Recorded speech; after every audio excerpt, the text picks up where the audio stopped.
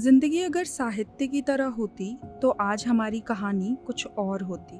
मैं लिखने वाले से लड़कर, उसे अपने प्यार का वास्ता देकर, उसे अपनी बातों में उलझाकर हमारा अंत बदल देती। जिंदगी अगर साहित्य की तरह होती तो आज हमारी कहानी कुछ और होती। वो फिर मिलने का वादा अधूरा न रहता। लिखने वाला अंत में सब सही कर देता। जब ऐसा लगता कि प्यार हार चुका है, फिर मिलने की सारी उम्मीदें दम तोड़ चुकी होती, लिखने वाला तब हमारी कहानी को एक नया मोड़ देता। कहीं किसी चौराहे पे हमें फिर एक दूसरे के सामने ला खड़ा कर देता। हम दोबारा ज़रूर मिलते। कब, कहाँ, कैसे, लिखने वाला सब सोच लेता। जिंदगी आगे बढ़ चुकी होती, लेकिन हम दोनों का दिल उसी एक आखिरी लम्हे में ठहरा होता, जिस लम्हे में हमने एक दूसरे से फिर मिलने का वादा किया था।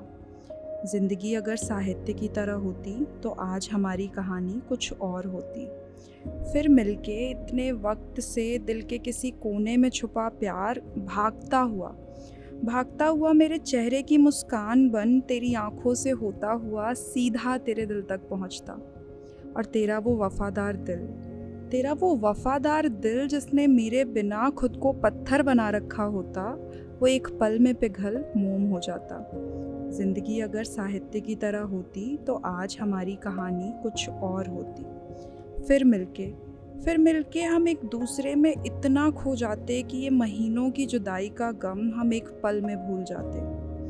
एक दूसरे को फिर इस दुनिया की भीड़ में खो ना दें, इस बात का डर दोनों की आंखों में होता। और बस एक मुलाकात हमारी कहानी फिर से बदल देती। जिंदगी अगर साहित्य की तरह होती तो हमें भी एक दूसरे से शिकायतें नहीं, हमदर्दी होती। क्योंकि एक दूसरे के हिस्से की कहानी हमें बारीकी से मालूम होती। तुझे मेरे मुंह मोड़ लेने का कारण पता होता, और मुझे भी तेरी चुप्पी के पीछे छुपा दर्द समझ आ चुका होता। दिल में ये क्यों कैसे वाले सवाल ना होते, क्योंकि एक दूसरे के हिस्से का जवाब हम पढ़ चुके होते। जिंदगी अगर साहित्य की तरह होती तो आज हमारी कहानी कुछ और होती। वो फिर मिलने का वादा अधूरा न रहता। लिखने वाला अंत में सब सही कर देता। हम दोबारा ज़रूर मिलते।